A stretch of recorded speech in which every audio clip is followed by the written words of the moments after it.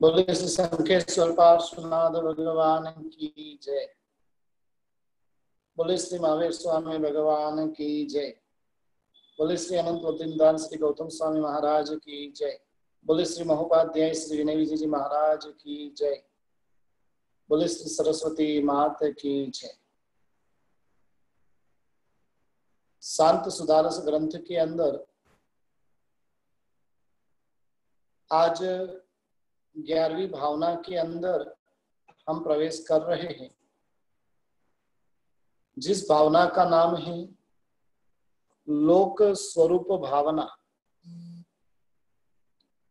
जिसके अंदर लोक का स्वरूप बताया गया है। वर्तमान का जो विश्व है वो विश्व और जिन शासन के अंदर जो विश्व की बात की हुई है, दोनों के बीच में बहुत बड़ा अंतर रहा हुआ है। वर्तमान का विश्व जो आज का विज्ञान बताता है वो तो जैन दर्शन के हिसाब से एक खंड, भरत क्षेत्र का जो एक खंड है और उस खंड जितना भी रहा, और जैन शासन का जो विज्ञान है, जैन शासन का जो लोक है वो बहुत ही विराट रहा। श्लोक के माध्यम से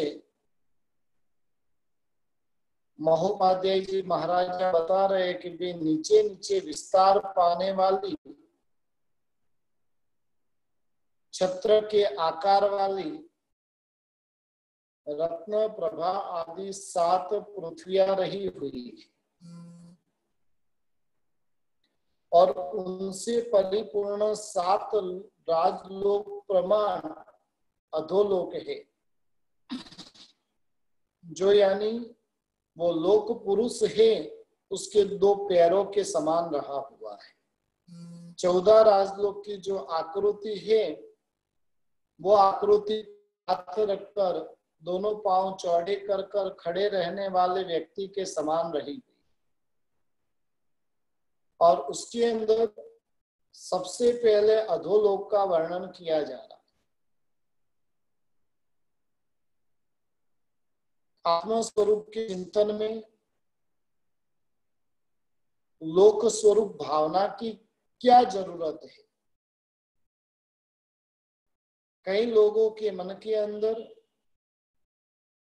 यह प्रश्न खड़ा होता है। कल भी किसी के मन के अंदर प्रश्न खड़ा हुआ था कि भाई ये लोक अलोक सब हमें क्यों जानना, जम्बूद्वीप आदि को हमें क्यों जानना, और इसे जानकर हमें क्या पता चलेगा। और ऐसे प्रश्न कईयों के मन के अंदर प्रकट होते रहते। लोक स्वरूप का जब चिंतन करेंगे तो हमें दुनिया के विस्तृत जो स्वरूप है और उस स्वरूप का परिचय प्राप्त होगा। इन विराट दुनिया के अंदर, इस विराट दुनिया के परिचय से आत्मा में जो धन, वैभव, राज्य, सत्ता आदि का जो रहा हुआ जो अभिमान होगा वो अभिमान चकनाचूर हो जाएगा। जब देवलोक की दुनिया का वर्णन सुनते हैं, उनके वैभवों की बात सुनते हैं, अकर्म भूमियों की जब रिद्धि सिद्धि का वर्णन सुनते हैं, और वैसे समय के अंदर अपने भीतर में जो जो अहंकार बिगड़े रहे हुए हैं वो अहंकार क्या होगा? भस्मीभूत हो जाएगा। 1 करोड़पति व्यक्ति उसने अपने आवास के लिए 7 मंजिला आलीशान बंगला बनवाया, आधुनिक फर्नीचर, साज सज्जा से अलंकृत वो बैठक खंड था। मकान के अंदर यानी वो हवेली के अंदर सभी प्रकार की सुख सुविधाएं वहां पर उपलब्ध थी। इस वैभव और विलास में मस्त वो सेठ अपनी बाह्य समृद्धि को देख फूले नहीं समाता था। सदैव उनके मुख पर अपने वैभव का अहंकार जो है, और वो अहंकार प्रतीत होता था। कई बार जो बड़े लोग होते हैं उनकी बहुत बड़ी कमनसीबी भी होती है। बड़े लोगों को पैसे से चाहने वाले अनेक मिलेंगे, लेकिन दिल से चाहने वाला कोई उसके पास में नहीं रहेगा। उसके परिवारजन भी रहेंगे ना, वो भी पैसे से। और इसलिए देखो, जितने बड़े बड़े लोग होते हैं ना, उनके वहां पर कोई घटना घटित तो होती है ना, तो वो उसको कोई दुखी करने वाली नहीं बनती, बस नॉर्मल है, चलता है। उनकी तो शोक सभा भी एक फैशन होती है। और इस प्रकार से इस सेठ के चेहरे पर भी रोज के लिए अहंकार दिखाई देता। सेठ जी के घर पर जो भी बाहर से मेहमान आते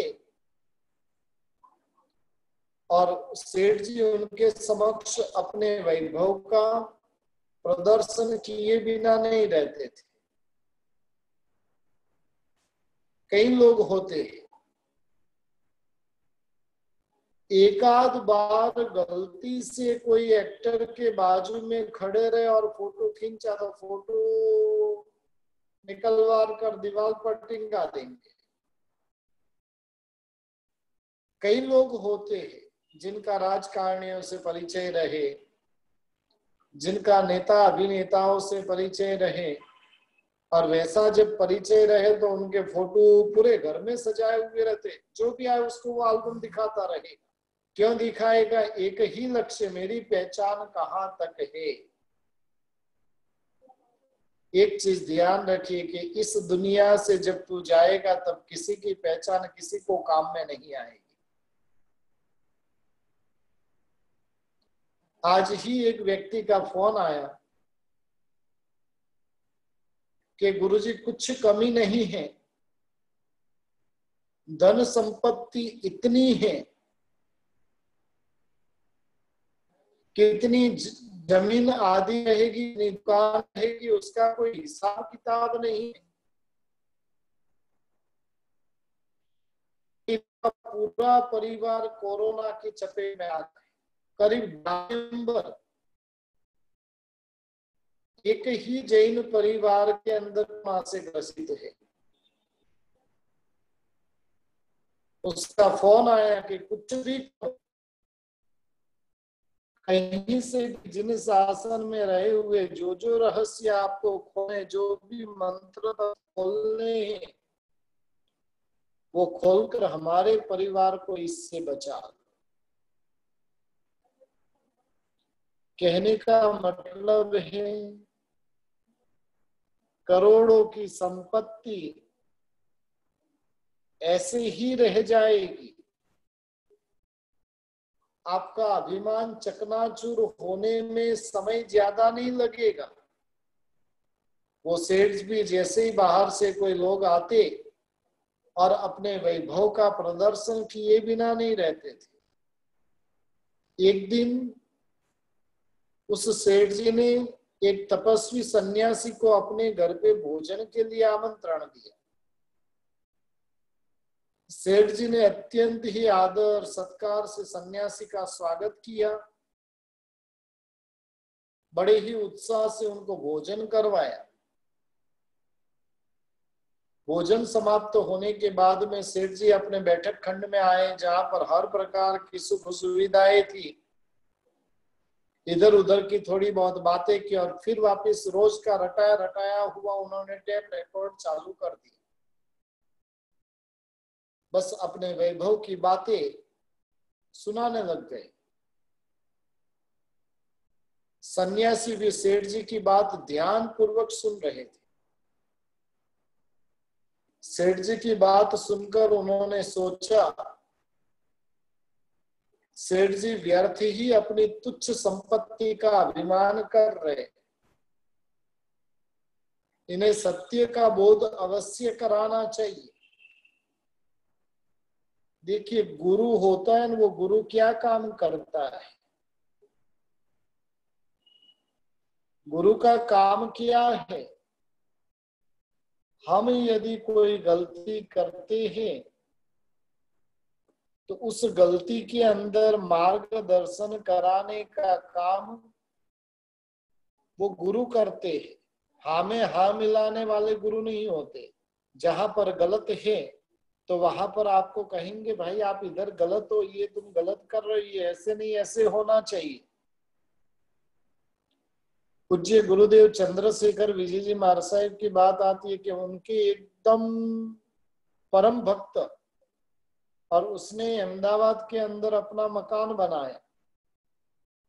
मकान के अंदर बाथरूम के अंदर जो नल डाले वो भी सोने के। और इस प्रकार से उसने जो बाथरूम बनाया, गुरुदेव को पता चला, उन्होंने इमीडिएट फैक्स करवाया कि अब तो मुझे लग रहा है कि तेरी एक इंद्रिय के अलावा कोई गति हो नहीं सकती। जलचर एक इंद्रिय में यानी अपकाय में जाएगा या तो जलचर में जाएगा। कहने का मतलब है कि गुरु होते वो क्या करते हैं? अपने अहंकार की पुष्टि करवाने वाले नहीं, लेकिन आपको सही मार्गदर्शन देने वाले बनते। सन्यासी ने भी सोचा कि इन सेठ को सत्य का बोध कराना चाहिए। सन्यासी ने पास में ही खड़े हुए एक बालक को पूछा, तू कौन सी कक्षा में पढ़ता है? बालक बोला, मैं 10th में पढ़ता हूं। सन्यासी ने पुनः प्रश्न पूछा कि क्या तुम भूगोल भी पढ़ते हो? उसने कहा, हाँ। तुम्हारे पास में विश्व का नक्शा तो होगा ना? सन्यासी ने वो नक्शा मांगा। उस लड़के ने वो नक्शा लाकर दिया और फिर सन्यासी ने सेठ को कहा कि विश्व के नक्शे में भारत कहां पर है? सेठ ने एशिया के खंड में भारत का स्थान बता दिया। पुनः उसने पूछा कि भाई इसमें महाराष्ट्र कहां पर है? सेठ ने छोटा सा स्थान दिखलाते हुए कहा कि ये महाराष्ट्र होना चाहिए। फिर पूछा कि भाई इसमें बंबई कहां पर है? सेठ ने एक डॉट के स्वरूप में स्थान को बताते हुए कहा कि ये बंबई है। पुनः पूछा कि भाई बंबई में गोरेगांव किधर है? और तब सेठ को वो दिख ही नहीं रहा है। जब तुम्हारा गोरेगांव दिखता नहीं तो जवाहर नगर कहां से निकलेगा, वहां पर दिखेगा? वहां पर रहा हुआ तुम्हारा घर कहां से दिखेगा? हरेक प्रश्न संत पूछते गए। आखिर में अंतिम 3-4 प्रश्नों का जवाब सेठ ने कहा कि नहीं भाई, इसमें नहीं मिलता है। सेठ ने तुरंत ही इन प्रश्नों के रहस्य को वो समझ गए। शर्मिंदा होकर उन्होंने सन्यासी को कहा कि आज आपने मुझे अपनी वास्तविक स्थिति का भान कराया है। मैं जो अहंकार जिसका कर रहा था, इसका इस जगत में कहीं पर भी कोई स्थान नहीं है। सन्यासी ने कहा कि सेठ जी, जब इस दृश्यमान विश्व में भी अपना कोई स्थान दिखाई नहीं दे रहा है, तो फिर इस विराट ब्रह्मांड के अंदर अपना क्या स्थान है। अतः इन तुच्छ संपत्तियों का अभिमान करना वो व्यर्थ है। बस लोक स्वरूप भावना के चिंतन के अंतर्गत यह घटना हमें बहुत कुछ सिखाती है। जब लोक स्वरूप भावना को जब सोचते हैं, तब लगता है कि भी मेरे पास जो है वो तो कुछ भी नहीं, एकदम तुच्छ है। यानी ये लोक स्वरूप भावना पर विस्तार से जब वर्णन सुनते हैं, तब हमको लगता है कि हमें जो प्राप्त हुआ है वो तो कुपमंडूकी जैसा है, कुएं में रहा हुआ मेंढक, और वो कुएं को ही पूरी दुनिया मानकर चलता है। 10-15 फीट चौड़ा वो कुआं,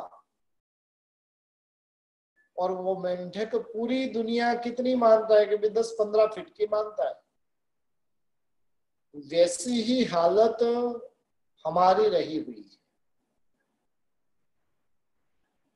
इस लोक का जब दर्शन करते हैं, देवलोक के भोग वैभवों को सुनते हैं, तो लगता है कि हमारा सुख तो कहीं पर भी कोई उसकी जगह भी नहीं है। और इसलिए हमें हमारे अहंकार को तोड़ने के लिए,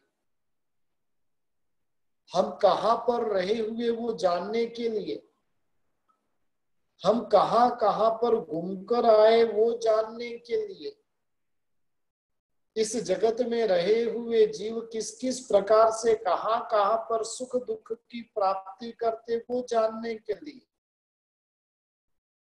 लोक का बोध होना जरूरी है।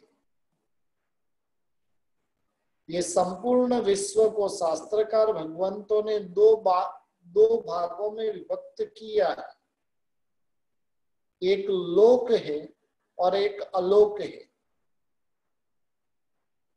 जहां पर धर्मास्तिकाएं आदि 6 द्रव्य है वो लोक है, और उसके बाहर की जो दुनिया है वो अलोक है। लोक जो है वो 14 राजलोक प्रमाण है, और अलोक जो इससे अनंत गुना बढ़ा रहा हुआ है।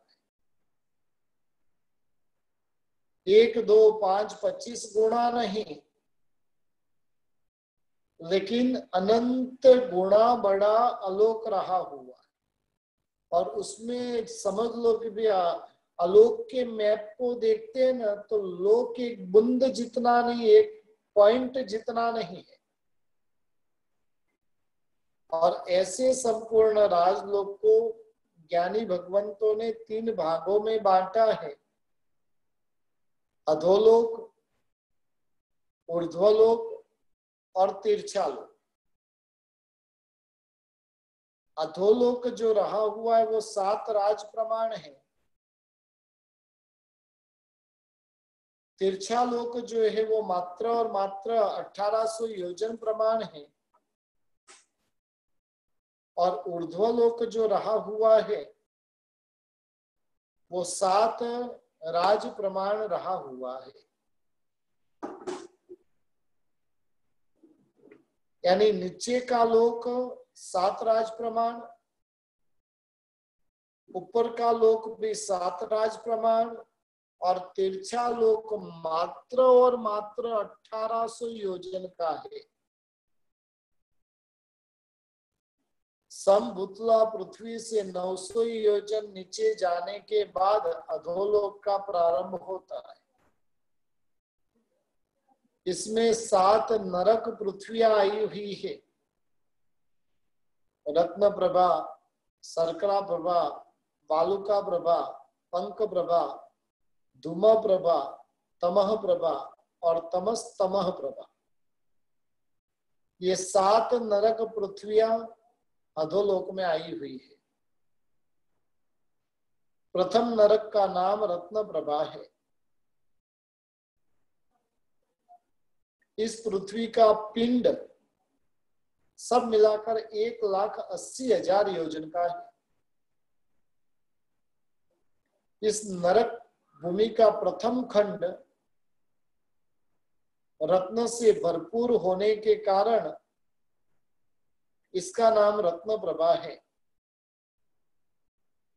इस नरक में रहने वाले जीवों का मिनिमम आयुष्य 10,000 वर्ष का है। जो भी दुखों से घबराते वो सावधान हो जाएंगे। यहाँ पर जो दुख हमें सहन करने 5-25 साल के लिए करना है, नरक के अंदर जो दुख सहन करने वो मिनिमम 10,000 साल के लिए करना है। और उत्कृष्ट स्थिति उसकी 1 सागरोपम की रही हुई।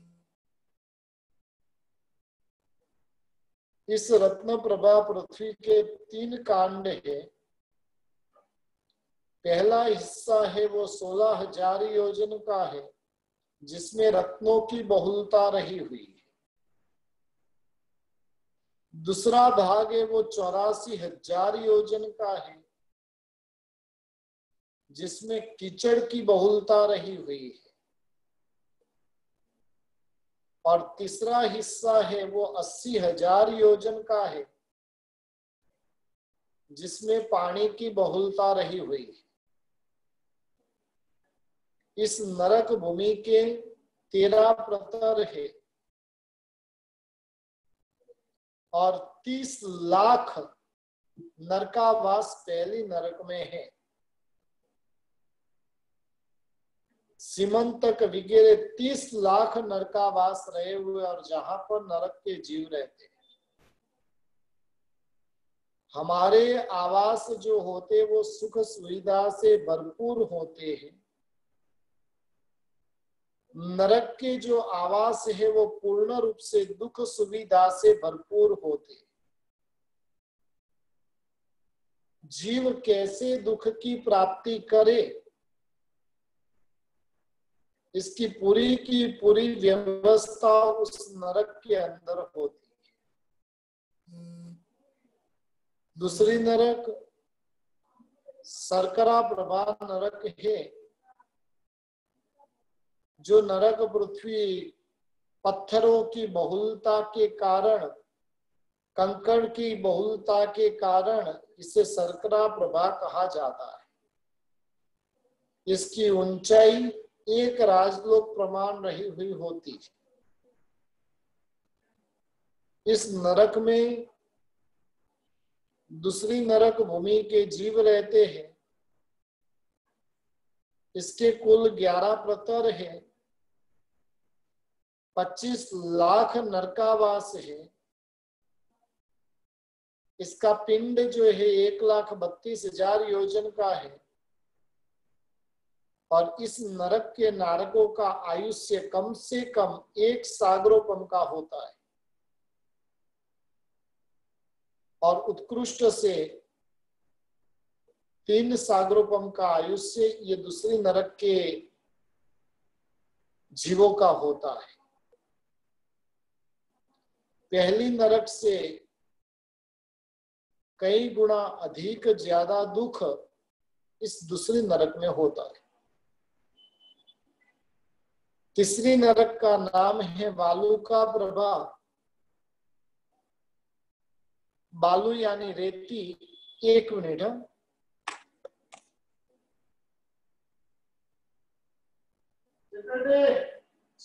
आवाज नहीं करे।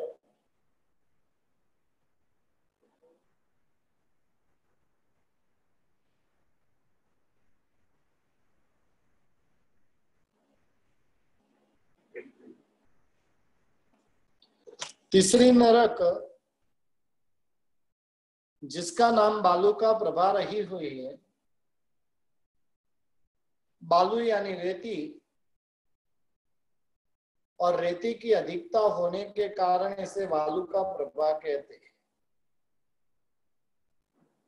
इस नरक पृथ्वी का पिंड जो है वो 1,28,000 योजन का होता है। कुल ऊंचाई जो है एक राजलोक प्रमाण है। इसमें कुल 9 प्रतर और 15 लाख नरकावास रहे हुए। जगन्य 3 सागरोपम का आयुष्य,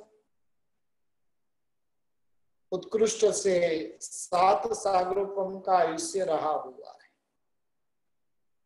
चौथी नरक पंक प्रभा है, जहां पर कीचड़ की बहुलता होने के कारण इसे पंक प्रभा कहते हैं। चौथी नरक के जीव यहाँ पर रहते हैं, जिसकी मोटाई जो है वो 1,20,000 की योजन की है। कुल 7 प्रतर और 10 लाख नरकावास है। नरकी जीवों का आयुष्य यहाँ पर 7 सागरोपम का कम से कम और उत्कृष्ट से 10 सागरोपम का आयुष्य होता है। पांचवी नरक जो है धूम प्रभा है, जहां पर धुएं की बहुलता है। इस पृथ्वी का पिंड 1,18,000 योजन का है। इस नरक के अंदर पांचवी नरक के जीव रहते हैं। इस पृथ्वी में 5 प्रतर और 3 लाख नरकावास रहे। यहाँ पर रहे हुए नरक जीवों का आयुष्य कम से कम 10 सागरोपम का और उत्कृष्ट से 17 सागरोपम की आयुष्य रहती है। छठे नंबर की नरक पृथ्वी, जिसका नाम है तमह प्रभा। तमह का अर्थ होता है अंधकार, और अंधकार की बहुलता होने के कारण इसे तमह प्रभा कहते हैं। इसके अंदर छठी नरक के जीव रहते हैं। इस पृथ्वी का पिंड जो है वो 1,16,000 योजन का है। इसमें कुल 3 प्रतर है और 99,995 नरकावास रहे। यहाँ के नरकों का आयुष्य मिनिमम 17 सागरोपम और मैक्सिमम 22 सागरोपम का आयुष्य होता है। और 7वीं नरक के तमस तमह प्रभा 2 बार तमस तमस लगाया है, यानी एकदम घन घोर अंधेरा वहां पर रहता है। इस पृथ्वी का पिंड जो 1,08,000 योजन का है, इसमें एक ही प्रतर होते हैं और 5 नरकावास होते हैं। यहाँ के नारकों का जगन्य आयुष्य 22 सागरोपम का और उत्कृष्ट आयुष्य 33 सागरोपम का रहा हुआ है। ये जो सभी नारकी नरक है नीचे नीचे छत्राकार के रूप में रही हुई है। 7 नरकों की चौड़ाई जो है धीरे धीरे बढ़ती जाती है, और वैसे करते करते 7वीं नरक की जो चौड़ाई होती है वो 7 राजलोक प्रमाण की होती है। 7वीं नरक के बाद घनोदधि, घनवात, तनवात आदि रहा हुआ है, और उसके बाद में अलोक का प्रारंभ हो जाता है। इन नरकों की जो वेदना है, तीव्र असाता वेदनीय कर्म के उदय के कारण पृथ्वी पर रहे हुए मनुष्य और तिर्यंच को जो वेदना होती है, उससे अनंत गुणा अधिक वेदना पहले नरक में होती है। उससे कई गुणा अधिक दूसरी, तीसरी, चौथी, 5वीं, 6ठी और 7वीं नरक में क्रमशः वेदना जो है वो बढ़ती ही जाती है। नरक के जीव जो होते वो 3 प्रकार की पीड़ाएं प्राप्त करते हैं। सर्वप्रथम एक क्षेत्रकृत वेदना, क्षेत्रजन्य 10 प्रकार की वहां पर वेदना होती है। भयंकर ठंडी, भयंकर गर्मी, अत्यंत ही क्षुधा, अत्यंत तृष्णा, अत्यंत खुजली, पराधीनता, ताप, दाह, भय और शोक, ये 10 प्रकार की घोर पीड़ाएं जीव प्रति क्षण भुगतता है। ठंडी कितनी, गर्मी कितनी, भूख कितनी, प्यास कितनी, और उसका जब हम वर्णन सुनते तो दिमाग काम नहीं करते। पौष मास की कड़कड़ती ठंडी के अंदर हिमालय पर्वत पर कोई व्यक्ति जिस ठंडी का अनुभव करता है, उससे अनंत गुणी ठंडी नरक का जीव अनुभव करता है। अग्नि के ताप से भयंकर गर्मी, अत्यंत भूख और प्यास से वे पीड़ित होते हैं। दूसरे नंबर के अंदर जो उनकी वेदना होती है वो परस्परोदित वेदना होती है। नरक के जीवों को सम्यक दृष्टि जीव रहेंगे तो उनको अवधि ज्ञान रहेगा, मिथ्या दृष्टि जीव रहेंगे तो उनको विभंग ज्ञान रहेगा। मिथ्या दृष्टि आत्माएं अपने ज्ञान का उपयोग अपने शत्रु के पहचान में करती है और वो सदैव एक दूसरे से बस पीड़ा ही पहुंचाते रहते हैं। विभंग ज्ञान से जानते ये व्यक्ति मेरा दुश्मन था, बस हाथ धोकर पीछे पड़ जाता है। इतनी भयंकर वेदना पहुंचाने का काम परस्पर करते, जैसे कि परमाधामी की दी हुई वेदना उन्हें कम पड़ रही है इसलिए परस्पर भी झगड़ते। तीसरे नंबर के अंदर जो वेदना होती है वो परमाधामी कृत वेदना। पहली 3 नरक तक परमाधामी देव नरक के जीवों को भयंकर त्रास देते हैं।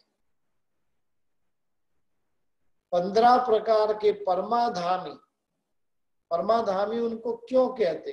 परम अधार्मिक होते, दंड देने में किसी भी प्रकार की कमी नहीं रखते, किसी का भी वो संकोच नहीं करते। तीर्थंकर की आत्मा रहे कि किसी की भी रहे, तुमने कर्म किए सजा भुगतो। और इस प्रकार से परमाधामी जो देव होते हैं, छेदन भेदन आदि के द्वारा नरक के जीवों को भयंकर पीड़ा पहुंचाते रहते। जो मिथ्यात्वी होते हैं, जो आरंभ समारंभ में डूबे हुए होते हैं, जो भयंकर परिग्रही, क्रोधी, दुराचारी, रौद्र ध्यान में समझने वाला, वैसे जो जीवात्माएं होते हैं नरक का आयुष्य का बंध करते हैं। नरक पृथ्वी के अंदर ही पहली जो नरक पृथ्वी है उसके 13 प्रतर है और 12 हरेक प्रतर के बीच में एक एक अंतरा है, यानी 13 प्रतर के बीच में 12 अंतराल स्थल है। उन 12 अंतरालों में पहला और छेला छोड़ देना, बीच के बचे हुए 10 अंतरालों में 10 भवनपति निकाय के देव रहते। देखिए भवनपति का स्थान कहां पर है? नरक के बीचों बीच दूसरी और तीसरी नरक के बीच में पहला, फिर दूसरे और तीसरे प्रतर के बीच में पहला भवनपति, तीसरे और चौथे के बीच में दूसरा भवनपति, और इस प्रकार से बीच में जो अंतराल रहे हुए वहां पर ये भवनपति निकाय के देव रहते हैं। ऊपर जो 1000 योजन छोड़े हुए हैं और नीचे उस 1000 योजन के अंदर, यानी टोटल 1,80,000 योजन का थर है पहली नरक का। उसमें 1000 योजन ऊपर 1000 योजन नीचे छोड़ना है, और 1,78,000 योजन के अंदर पहली नरक के रहने के 13 प्रतर रहे हुए। अब जो ऊपर 1000 योजन छोड़े हुए उसमें 100 योजन छोड़ देना है। बचेंगे कितने? बचेंगे कितने? तो क्या 800 योजन। और इन 800 योजन के अंदर व्यंतर देवों का निवास स्थान है। जो भूत प्रेत आदि हम बोलते हैं ना, उनका निवास स्थान भी उधर रहा हुआ। पुनः ऊपर छोड़े हुए 100 योजन के अंदर 10-10 योजन छोड़ने के बाद में 80 योजन जो बीच में बचता है, वहां पर वाण व्यंतर देव रहते। देखिए पुनः एक बार बताता हूं, इतना इजीली समझ में नहीं आएगा। पहली नरक पृथ्वी 1,80,000 योजन प्रमाण है। उसके अंदर ऊपर 1000 योजन नीचे 1000 योजन छोड़ना है। 1,78,000 में 13 प्रतर है। 13 मंजिल की बिल्डिंग है पहली नरक की, कल्पना कर लो। अब ऊपर के भाग में जो 1000 योजन छोड़ा था, उन 1000 योजन में से ऊपर नीचे 100 योजन छोड़ना है। 800 योजन जो बचेगा उसमें व्यंतर देव रहते हैं। ऊपर छोड़े हुए 100 योजन में 10-10 योजन ऊपर नीचे छोड़ना है। बचेगा 80 योजन, और उन 80 योजन के अंदर वाण व्यंतर देव रहते हैं। इस प्रकार से 7 नरकी के जीव कहां पर रहते हैं? भवनपति देव कहां पर रहते हैं? व्यंतर और वाण व्यंतर देव कहां पर रहते? इतनी बात बताई। भवनपति देव जो है 7 पहली नरक के 13 प्रतर है। 13 प्रतर के बीच में 12 अंतरे है। ऊपर और नीचे का अंतरा छोड़कर बीच में 10 आंतरे बचे। उन 10 आंतरों के अंदर भवनपति निकाय के देव रहते हैं। व्यंतर उसके ऊपर, बाण व्यंतर उसके भी ऊपर। और इस प्रकार से अधोलोक का वर्णन किया। ये पूरा सब मिलाकर 7 रज्जु लोक प्रमाण है।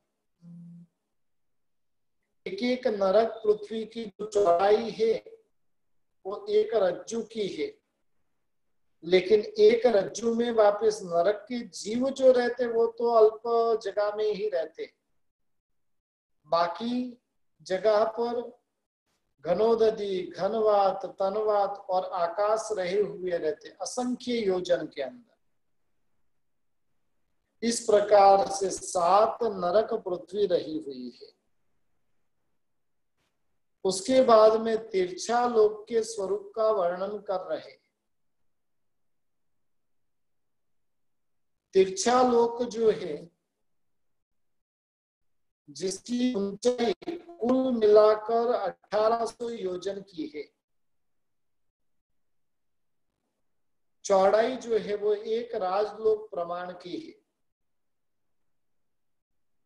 तिरछा लोक के एकदम मध्य में मेरु पर्वत रहा हुआ है, उसकी ऊंचाई 1,00,000 योजन की है। मेरु पर्वत का मूल 1,000 योजन जमीन के अंदर, 99,000 योजन उसकी जमीन के ऊपर ऊंचाई रही हुई। समभूतला पृथ्वी आती है, समभूतला पृथ्वी आती है और इन पृथ्वी के चारों दिशाओं में 4 रुचक प्रदेश रहे हुए। उसके ऊपर और नीचे इस प्रकार गिनने से 8 रुचक प्रदेश होते। इनसे 900 योजन ऊपर समभूतला पृथ्वी से 900 योजन ऊपर और 900 योजन नीचे, इस प्रकार से 1800 योजन प्रमाण तिरछा लोक रहा हुआ है। जो मेरु पर्वत है वो जम्बू द्वीप में आया हुआ है। जम्बू द्वीप थाली के आकार का है, जिसका व्यास देखने जाए तो 1,00,000 योजन का है। जम्बू द्वीप के चारों ओर 2,00,000 योजन व्यास वाला लवण समुद्र है। उसके चारों ओर 4,00,000 योजन का दातकी खंड है। उसके चारों ओर 8,00,000 योजन का कालोदधी समुद्र है। उसके चारों ओर 16,00,000 योजन के विस्तार वाला पुष्करवड़ द्वीप है। और उस पुष्करवड़ द्वीप के 8,00,000 योजन के बाद एक बहुत बड़ा पर्वत आता है। उस पर्वत का नाम है मानुसोत्तर पर्वत। यानी मानुसोत्तर पर्वत तक की जो भूमि है जम्बू द्वीप से लेकर, उसको अढ़ी द्वीप कहते हैं। और उस अढ़ी द्वीप के अंदर ही मनुष्य रहते हैं। उसके बाहर कोई भी मनुष्य नहीं। ये अढ़ी द्वीप का प्रमाण 45,00,000 योजन का होता है। और इसलिए सिद्धशिला भी जो है वो 45,00,000 योजन की रही हुई। अढ़ी द्वीप 45,00,000 योजन का और सिद्धशिला भी 45,00,000 योजन की रही हुई। उसके बाद में पुष्करवड़ द्वीप के चारों ओर पुष्करवड़ समुद्र है। और उसी प्रकार से द्वीप समुद्र द्वीप समुद्र द्वीप समुद्र रहे हुए, डबल डबल करते जाना है। कितने द्वीप समुद्र हैं? तो क्या असंख्य द्वीप समुद्र। डबल डबल डबल डबल करते जाना। लास्ट में जो समुद्र आता है उस समुद्र का नाम स्वयं भूरमण समुद्र रहा हुआ है, जिसका व्यास कितना है? तो क्या आधा राजलोक प्रमाण है। कितना? आधा राजलोक प्रमाण। यानी असंख्य द्वीप समुद्र इकट्ठे होकर जो बने, और उतना यानी आधा राजलोक प्रमाण वो स्वयं भूरमण समुद्र हो जाता है। इस प्रकार से असंख्य द्वीप समुद्रमय ये जगत है। अब इस जगत के अंदर फिर जम्बू द्वीप के अंदर क्या रहा हुआ है आदि जो बातें हैं, वो बातें भी बहुत रोचक है, लेकिन संक्षेप में हम देख लेते हैं। जम्बू द्वीप धातकी खंड और पुष्करार्ध द्वीप के अंदर 15 कर्म भूमियां आई हुई। 30 अकर्म भूमि है और 56 अंतर्द्वीप है। 15 और 30 45 और 56 101। और ये 101 जगह पर मनुष्य होते, उसके अलावा कहीं पर भी मनुष्य होते नहीं।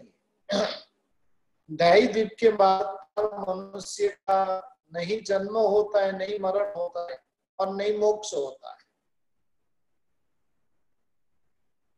ढाई द्वीप के बाहर जो सूर्य चंद्र है वो स्थिर है। ढाई द्वीप के अंदर जो सूर्य चंद्र है वो परिभ्रमण करते हैं। जम्बू द्वीप में 2 सूर्य चंद्र है और पूरे के पूरे ढाई द्वीप में देखने जाए तो 132 सूर्य और 132 चंद्र रहे हुए हैं। इस पृथ्वी से 790 योजन ऊपर जाते हैं, वहां पर सूर्य चंद्र ग्रह नक्षत्र तारा आदि के विमान रहे हुए। जिस विमान के अंदर कोई भी मनुष्य जा सकता नहीं है, ये तीर्थंकर देवों के वचन है। साइंस कहते हैं हम सूर्य के ग्रह पर जाके आए, मंगल ग्रह पे जाके आए। जैन दर्शन कहता है कि कोई काल में कोई जा नहीं सकता है वहां, ये पक्की बात है। तीर्थंकर देव के वचन वो कभी भी असत्य नहीं होते। अब वो कहां पर जा रहे, क्या कर रहे, वो वही जाने। लास्ट ईयर तो फोटो भी आया था कि भी वहां पर चंद्र ग्रह के वहां पर भी के पूरा प्लास्टिक वगैरह कचरा है। अरे भाई, मानव लोग का कहीं का फोटो खींचकर आ गए होंगे। यानी कहने का मतलब है जैन धर्म का जो विज्ञान है उसके हिसाब से ये सारी बातें हैं। उसके बाद में जो ऊर्ध्वलोक रहा हुआ है, उस ऊर्ध्वलोक के संबंध में जो भी बातें हैं वो हम कल देखेंगे। आज की क्लास कितनी डाइजेस्ट हुई कितनी नहीं